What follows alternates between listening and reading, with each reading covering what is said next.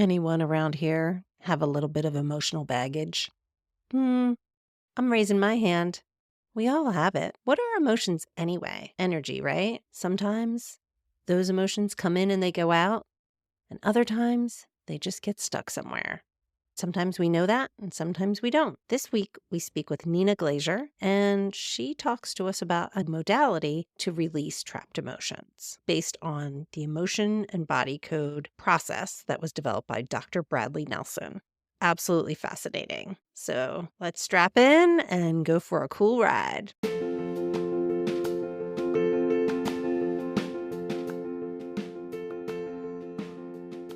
Welcome to the Wellness Empowerment Project. I'm Trish. And I'm Julie. We are two nurses exploring holistic healing and wellness practices to empower you to be the leader of your own health. Join us as we try out new things, or as we call it, weird shit, and have some fun along the way.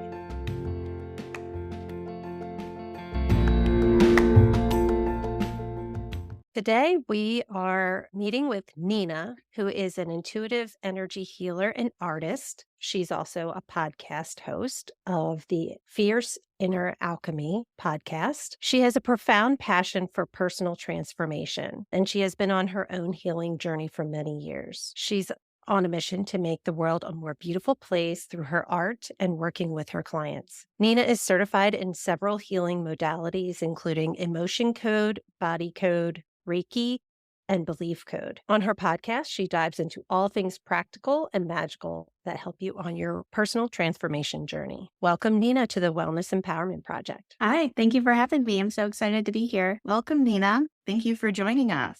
I have to say, your bio is, at least for me, bringing in modalities that I really have not heard of before. Body code, emotion code. Can you give us a little bit of information of what those modalities are and what's their purpose? Absolutely, I'd love to. I'll start with emotion code because that was how it all started, especially for me, but it was created by Dr. Bradley Nelson. He was a chiropractor. I think this was created, I don't even know, 20, 30 years ago. There's books about emotion code, and then there's a book about body code that was released this year as well. But it works off of the premise if everything is energy, and we've all probably experienced this at some point in our lives. You ever have a really strong emotion and you just know in the moment, maybe you didn't process it as you could have, probably because of the situation. You might have been stressed or imbalanced in some way. Those energies can create imbalances in our body and our energy fields, which then can manifest as pain or emotional pain. And emotion code really is a way to dial into that. It uses kinesiology or muscle testing. And basically, you're tuning into the subconscious. If your listeners are familiar with muscle testing, it's just a way to get answers from our higher self. It's really straightforward, and it'll lead you to what emotions are trapped, and then you can release them. It's pretty straightforward. I found this modality after I had a really intense experience. So I can share a little bit about that if that's helpful. It all started back in, it's almost 10 years ago now, 2014. I was in a really bad car accident, and I became on the path of being in chronic pain, having surgeries and injections and procedures and trying all of these things. And about 6 years ago, I had my last back surgery. I had a spinal fusion, and my pain got exponentially worse afterwards. It was, hey, your next option is to have a spinal cord stimulator installed. And something about that for me was just like, I'm not okay with that. I'll have to have surgery to have the batteries changed. It was a wake up call, like maybe there's other ways I can look at healing my body. When I was told I would never do things like run or be physically active, this is the way your life's going to be. If anyone knows me, that you tell me I can't do something, like what, we're going to find a way. So I started looking into alternative modalities, acupuncture, myofascial release, which is a type of massage that kind of releases things from the fascia, which is the connective tissue in our bodies. And with that modality, things started coming up, memories, traumas, a lot of emotions. And I started to piece together, wow, okay, are these two connected? I was still on my chronic pain journey. And a couple years later, I had something really come up personally that triggered me in a huge way. And I found myself feeling like I was a little kid back in this certain situation. So I just pushed through it and normally do. A couple days later, I woke up and my back was feeling weird. And I was like, ooh, that doesn't feel good. I started going downstairs to get water. I got stuck on the stairs at 5 in the morning. I was screaming in pain. My back was spasming in a way that I had never felt with all my back pain and surgeries. I woke my husband up with the screaming and we got me back in bed. But at that moment, I was like, what is this? This feels literally like it's emotional pain ripping out of me. And I didn't know what to do. So I ended up going to acupuncture. But at that point, if you believe in a higher power, universe, God, or whatever, I was just, please help me understand what's going on. How can I help myself? I don't want to be on meds. I don't want to need to do these different things, injections and all this other stuff. I'm recovering in bed after this episode because I couldn't move without my entire back. Just, it was so painful. Like I said, it was not like anything I had experienced before. And I had been through a lot of different kind of pain in my back. I was recovering in bed and I had an ad on my Kindle for this emotion code book. And was like, oh, I'll read this book. This sounds interesting. I started reading this book and I was like, oh my gosh, okay, what is going on here? I wanted to muscle test myself, but I really didn't have the self confidence. I found a practitioner and working with her changed my life so much that I decided I have to learn how to do this. They have a path where you can get certified.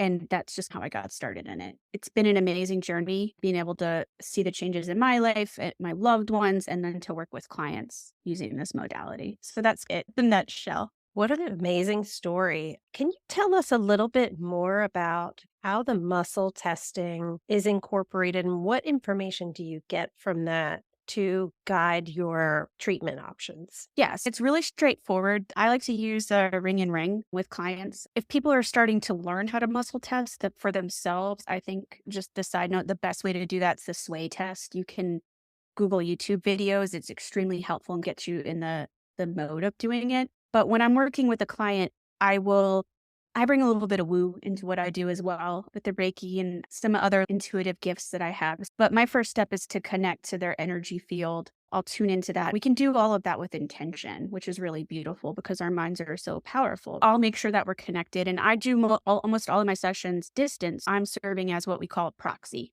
So that's why I'm connecting my field to theirs. And I'm like, okay, are we connected? And I'll muscle test. At that point, I'm the proxy for the client. So it's their subconscious, their higher self that is giving me the answers. And with the emotion code, it's in the book. You can actually Google it. It's a very straightforward chart that Bradley Nelson had come up with. And I have it here. I'll show you guys, but the listeners can't see. It's basically like A, B. So I would be like, is there a trapped emotion? Yes. Okay. Is it an A? Is it in B? And then we have numbered rows. So is it even? Is it odd? Okay, it's odd. Maybe it's an A1. Okay, is it 1, 2, 3, 4? There's 5 in each one, and you can narrow it down. It's very simple, but sometimes it's some of those simple things that are very impactful. It's very easy to move things. And the way that you release it is all of this work is very intertwined. There's the governing meridian, which runs like from here all the way down. So we swipe down the governing meridian with a magnet and then that releases the emotion. It's just that simple. The body code is a little bit more complex and then it delves into other systems, but it's the same idea of tuning in, connecting, asking the questions. It's very important with muscle testing. You ask yes or no questions. There's no open-ended questions. You can't ask things like, do I have this or it's none of that. It's just the subconscious works in a very, almost like a computer, right? In a very straightforward way. You just ask a yes or no, very direct question. It's not for trying to tell the future, is this going to happen or that going to happen? It's like this moment, is there an imbalance or something I can release? Yes or no. And it works very well. Nina, with the muscle testing, it sounds like that's the basis for the emotion code. And is it also a basis for the body code? Yes. And the belief code, which is the And newest level, they all use muscle testing. so my question is, especially since the muscle testing is very yes or no, very blatant, what if you're not sure where to start? Is that really where you come in to help guide that process? If someone's, yeah, I have back pain, or I really want to shed this weight and I don't know where to start. Is that what you're basically doing, is helping, guiding and facilitating, going through those yes or no questions? Because I feel like if you're not, especially for someone who is stuck with a problem that's been long standing, you feel like you've tried everything, you've probably overwhelmed yourself, and you don't know where to start. Where do you start? Yes, absolutely. So When I start working with clients, first session's usually a bit longer because I like to get to know them and understand what they want to work on. And what I listen for are keywords. Okay. So say someone wants to lose weight and they're like, maybe they have a hard time with snacking or they don't have motivation to exercise. There can be energetic blocks or things that kind of stand in the way, or even from the belief code perspective, there can be subconscious belief systems that are stopping them. If you ever feel like you are coming up against a wall and you're just like, why can't I? That resistance is an indication of maybe something that needs to be looked at or healed. It doesn't necessarily have to be with one of the modalities that I use. I believe all the things that we do in this wellness and spiritual world, they're all parallel paths getting us to the same place, which is feeling better, living with ease, having inner peace, whether that's meditation or yoga or acupuncture, because these all move energy. And that's all that all of these modalities are doing, in my opinion, is moving energies. Back to your question, I will listen for cues. And then what really is important is the intention too. While I like to get a clear, concise thing that we're working on, I also listen to my intuition when I'm talking with a client. Okay. For instance, the other day I was working with a client and we were working on one thing, but then I felt, oh, we need to work on self esteem. And self esteem was tied, there was a belief system tied to this other topic that we were working on. And it's okay because everything happens in layers. With this modality that I do, it'll bring things up at the appropriate time to let go of. But sometimes we really have to peel back several kind of things because it's not just one thing, it's a conglomeration or a little tangle of energy, so to speak. So when you're in a session with somebody, would you, for lack of a better word, possibly after that first session decide or work with and be like, emotion code is more needed for this versus body code? Or do you intertwine all three? I intertwine all three, unless the client has a specific request for strictly emotion code. But body code is really like an expansion of it because what the way Dr. Bradley Nelson developed body code is like I mentioned, he was a chiropractor. So he was using emotion code on his patients, but then he would notice, hey, this isn't quite clearing up because there was other energies. Body code has 6 different categories of energies, which can be energies, missile toxins, nutrition, lifestyle. Like your subconscious can even say, hey, you need to move more or you need more time outside. Sometimes I have clients who are like, do not tell me I need to exercise. And I'm like, it's not me. It's your subconscious. Because those are all ways that we move energy. I like to start kind of body code encompasses everything because it has emotion code within it. And then if we need to, it'll bring us to belief code, which is the newest level that just launched last year. I have some clients, we've been working together for quite some time and it's okay, now I'm ready. I want to work on all my subconscious limited belief systems. And I'm like, okay, yeah, let's rock and roll. But I do like to let the client's subconscious guide where we need to go. And naturally it'll take us probably to all three. Would you say that these 3 different types of codes are really about how energy is flowing or getting stuck physically in your body in different ways, like tied to your emotions, your beliefs, and your physical being? Yes, absolutely. It's getting stuck or stagnant where it needs to like some help moving. And then just the 3 different approaches are ways to release them. Yes. Am I following right? When you meet with a client, are you typically drawn to one modality over the other? Not necessarily. I do like to start with body code because that'll lead us naturally to where, but sometimes I will, because I am very intuitive, I will know, oh, no, we need to go right and clear emotions, or there's a belief system. So I'm relying on the client subconscious through muscle testing and my own intuition. It's a meld of the two. What's different about body code versus emotion code? Emotion code is strictly trapped emotions. So it's those 60 emotions in that chart. Body code is much more complex in that I think when they first launched the body code, it was like a 1,200 page book because there's like a million flow charts, basically the same kind of thing that I mentioned we would do with the trapped emotion, but on a much larger scale for all the systems organs, glands, energy systems in the body. Now, thankfully, it's 2024. They have condensed that all into an app for us practitioners, so we can just click and get there. But the body code really delves into the systems and different types of energies without boring you with all of it. But for example, a difference that's very common is a trapped emotion, but then we could have an emotional reverberation, which is stronger. I don't want to say stronger, but it impacts us more. So an emotional reverberation, if you think about a bell kind of ringing out, it's like an emotion energetically ringing out.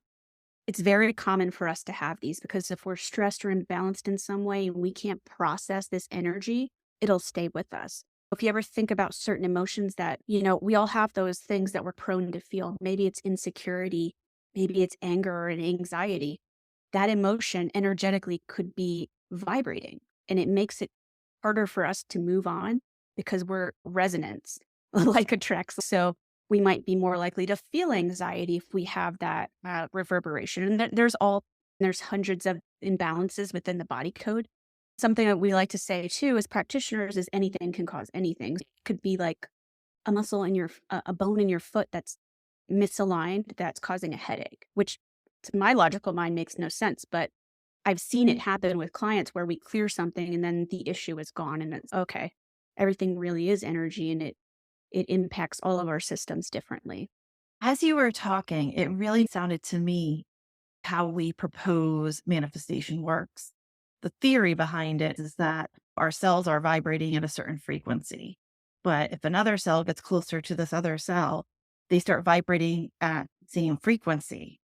Like you said before, like attracts. So then they've created this appearance between the two of them, as well as this entanglement. Yes. And almost how the theory is that how manifestation works, whether it's a manifestation of bringing something positive into your life or bringing something that you don't necessarily want in your life, but you're subconsciously bring it in from Yes. your beliefs, emotions, and body properties. Absolutely. I think it's worth noting because I do work with clients on things like what blocks do I have with business or money or abundance? Because those are everybody wants to wants those things if they're working towards it. It can be just thinking of some of the things that I come across. It could be something like what we call it a broadcast message in body code. It's basically like a statement that you've internalized and your subconscious is perceiving it as true.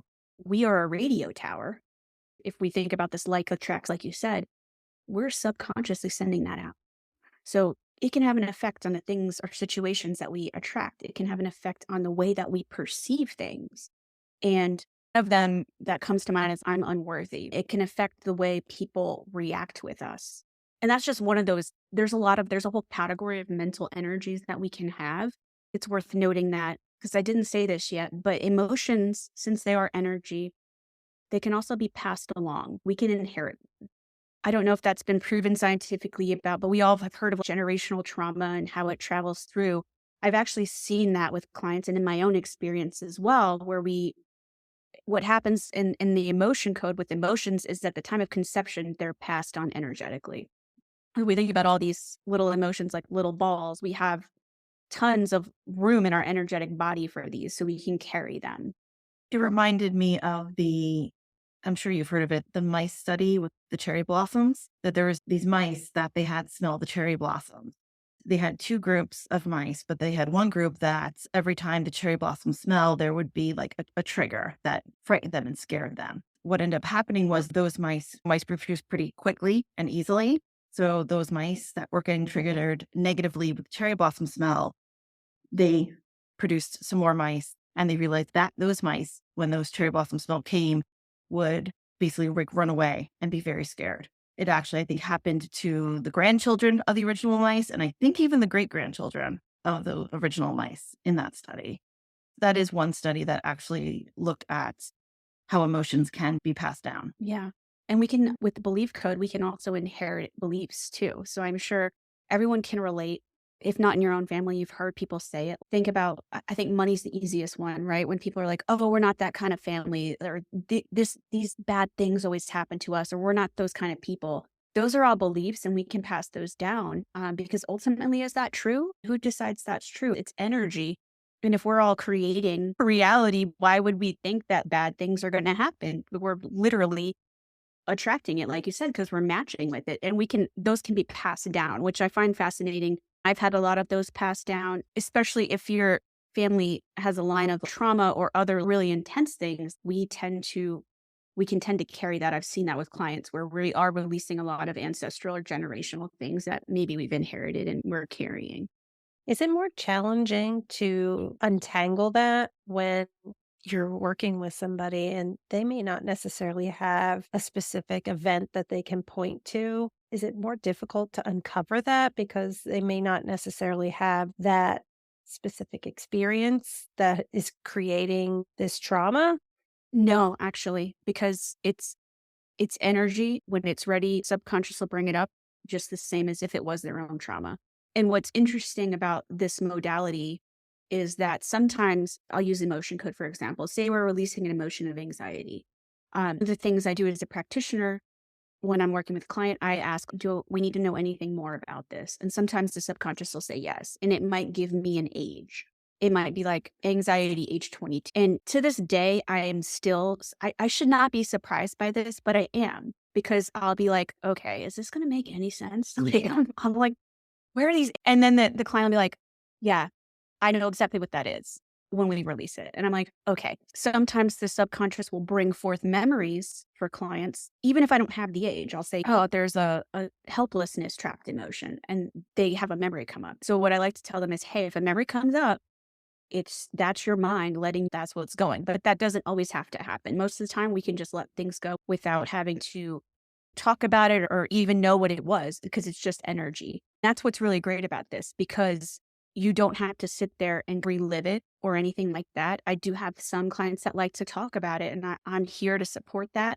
But other clients are very, yeah, okay, let's just let it go and move on. It's just whatever approach is more aligned with you, but you don't have to know the details to let go of it, which is why I just love this modality. It's just, let's just get rid of it. Let's let it go. I love that. I love that you don't necessarily have to like get deep into whatever happened or whatever the situation was, that actually this type of work may be more accessible or easier than we've all been led to so much focus on talk therapy. And as a person who has been through extensive talk therapy after a combat deployment and having to relive certain memories over and over again, there were times where it felt like it was like re-traumatizing when really I just wanted to, and I think other people can identify with this. You just want to release it. You just want to resolve and move on. Therapy can be really hard, but I think it's because maybe re-traumatizing yourself by reliving some of those memories. I love that idea that if you think about some of these things as energy that you can release and that you have choice, you just have to go through those motions. I think is just sounds amazing. Yeah. And that was my experience too, right? I'll just be totally vulnerable here. Many years in therapy and same experience, feeling like I would leave my session in tears and then just feeling really shitty. I always likened it to having this backpack on, just full of all this stuff. And moving through daily life just felt so hard. I was like, is it always going to feel hard to be me? Certain times of the year, especially my birthday and other stuff, a heaviness would just sit on me. And I would be like, I can't even feel like I can't even breathe. And it wasn't something I could necessarily verbalize because I would go to therapy and talk about and I would leave, oh, I'm just spinning in it. But I remember when I was working with a practitioner, I had started in the fall and my birthday is in July. So by the time my birthday came around, I think it was my husband who noticed. He was like, you are a lot lighter. And I like took a step back and I was like, oh my God, I am. Because what I've noticed with this work and what I tell my clients is sometimes we don't feel the big shifts until we notice the absence of the things that we were carrying. You don't notice that your anxiety is gone until you don't have it. And you're like, wait a minute, I didn't just go through 50 scenarios of what's going to happen to me driving to the grocery store or on this trip or needing to pack everything in my suitcase because I need to be prepared for this vacation. And then you go, oh my God, that was really easy. I was like, wait, life can feel like this. It can feel peaceful and easy, and it doesn't always have to feel like a struggle. I'm weighed down.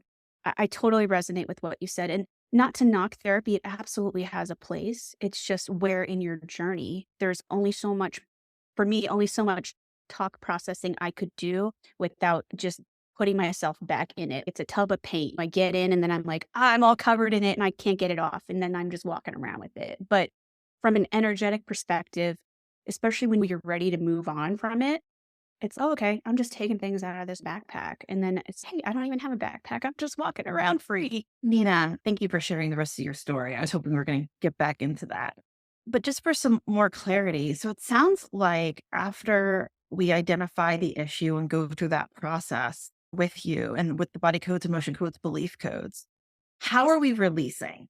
So it sounds like there's different ways we can be releasing whatever is stuck, whether it's a prescription, for lack of a better word, of you saying, yes, you need to exercise more, you need to do this more.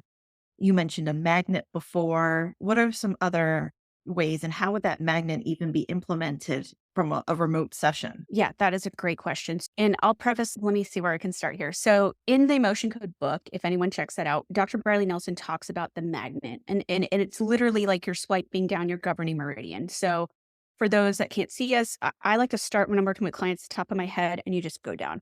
You can swipe down any part. So, typically, for just like a trapped emotion, we're doing like 3 swipe. Now, just a reminder, I'm a proxy for the client. So I'm energetically connected. So if we're in session, I'm connected to Trisha's field. I can swipe and release it. When we release it, it's gone. Now, there is what we call processing time, which can vary between clients. But processing time is basically just the time that your subconscious and your body and your energy body needs to finish kind of processing out. If we're thinking about all of it as energy, right, and we're releasing it, it may take a little time. Usually on average, it's a few days to a week. On some levels, usually the first session, if someone hasn't really had energy work, you might feel a little tired.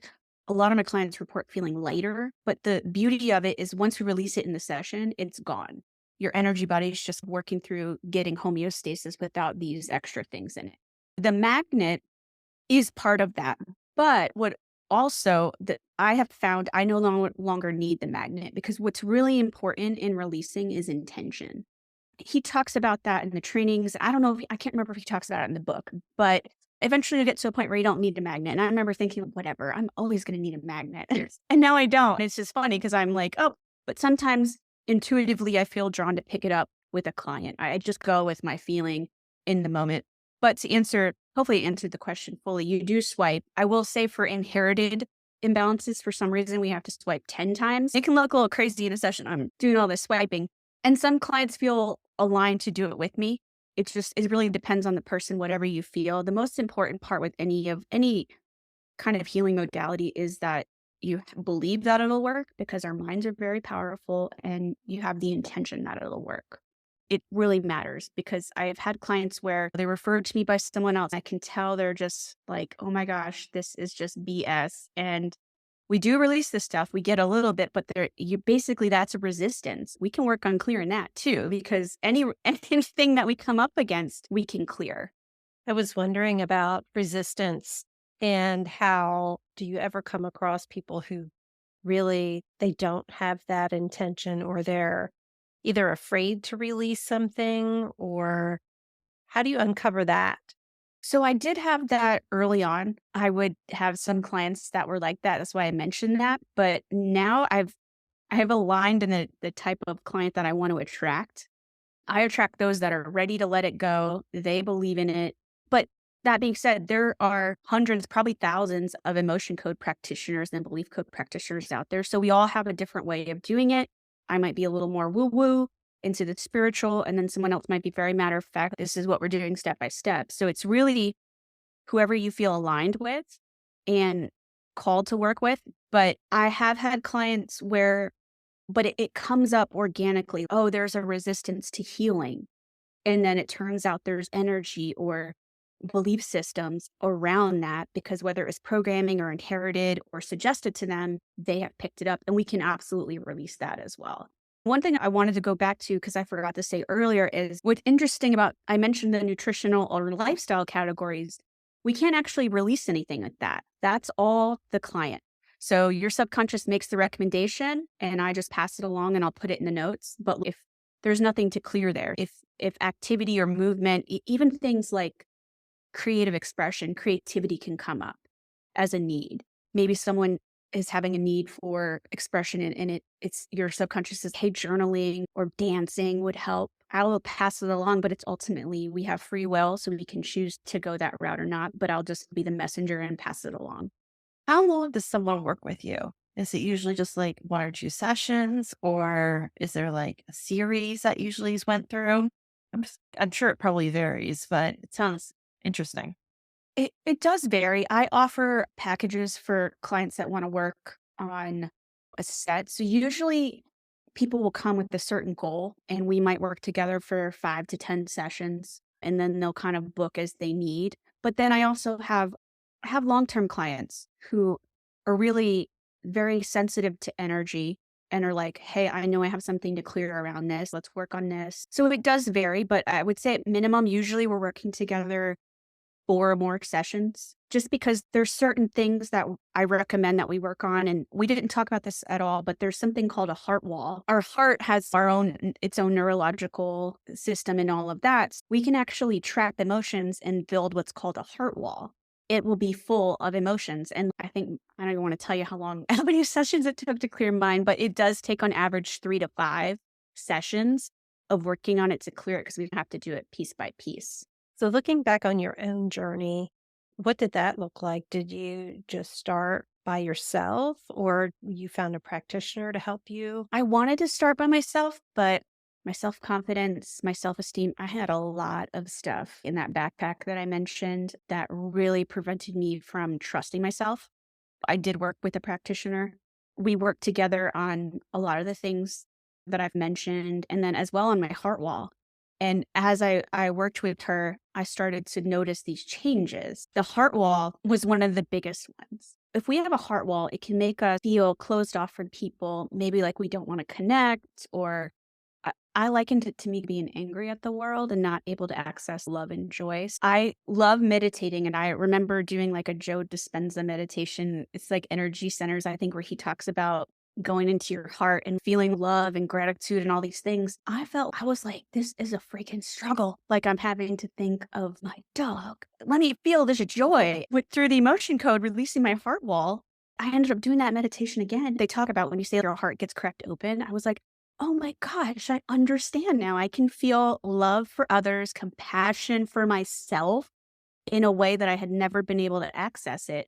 I understand why I built that up. There was a lot that went into that. And it was like, okay, thank you for trying to protect me, but we're safe. We can let that go. It helped me feel more compassion for myself. Basically, like even people that piss me off, I can still have empathy and compassion for them. Even though you made me mad, you're still a human. We're all one. That was the biggest change for me with the heart wall. I can feel joy and like all these things that they talk about that I didn't quite understand.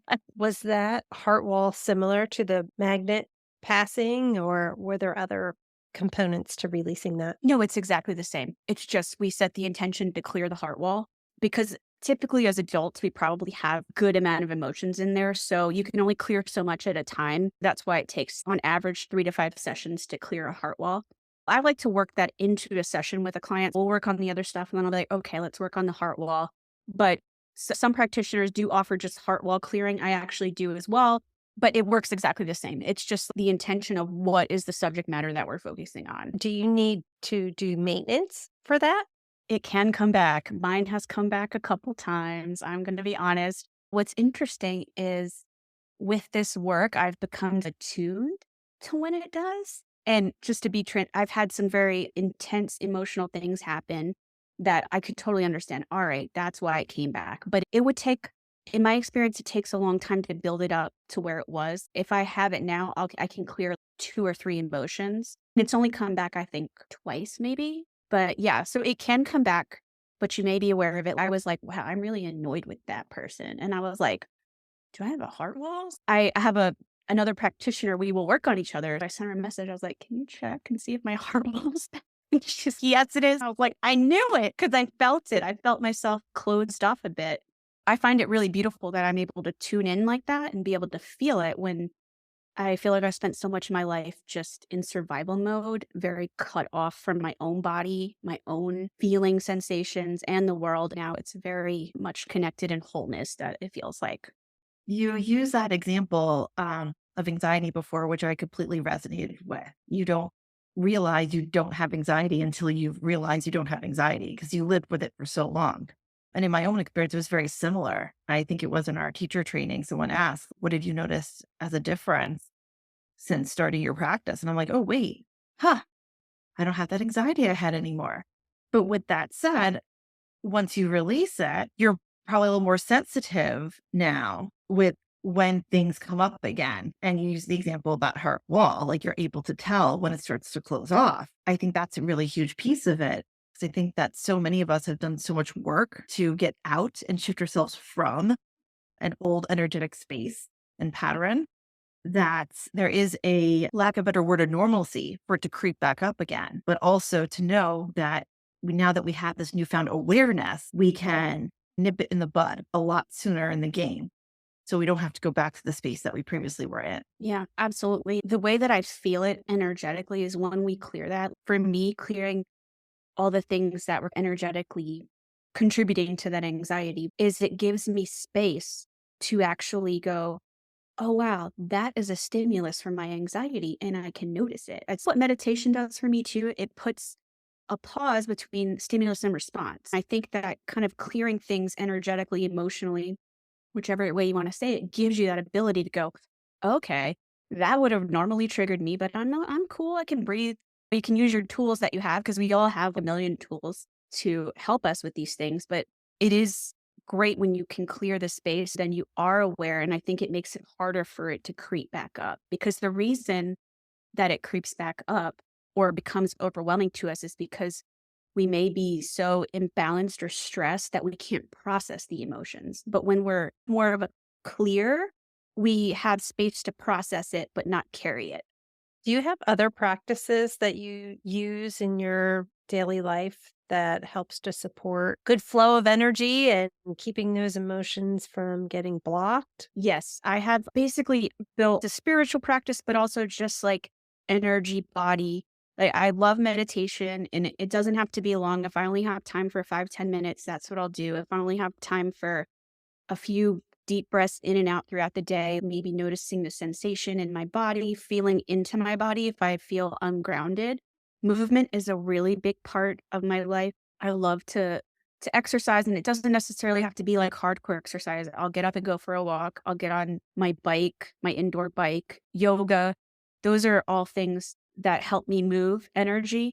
And then I'm a really big proponent of baths, like Epsom salt baths. They help us really ground in and kind of release. It's all about relaxing. If I feel like I need to rest, I go and rest because it gets really, for me, I can get really caught up in doing all the things because the podcast, business, family, friends, life. And it sometimes we just have to go, okay, it's okay to slow down. I like to at least journal a little bit every day, even if it's just a couple sentences. I feel like it helps me tune in to and actually process whatever I might be holding on to. If something is really aggravating me or feeling triggered, I will do it more. I'll lean into that more.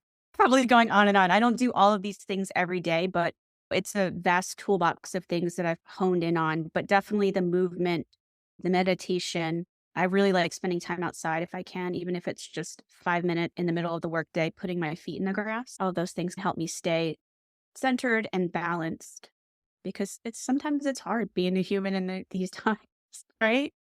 It's exhausting. It can be exhausting.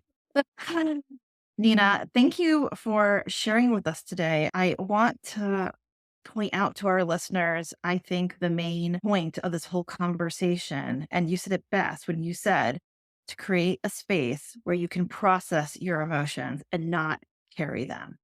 I think that is huge because so many of us have been carrying things for so long.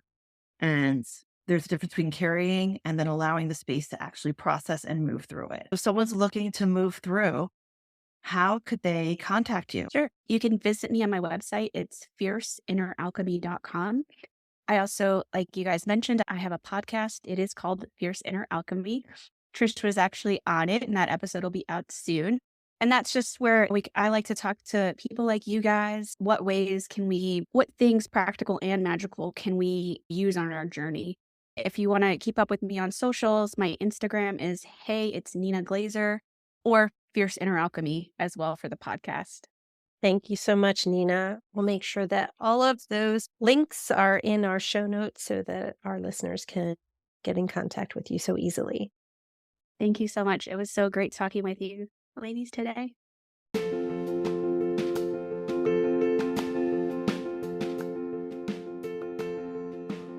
Thanks for joining. If you enjoyed this episode, please follow, subscribe, and share with a friend. Want to learn more about a specific topic? Drop us a line on our website and we can explore it deeper with you.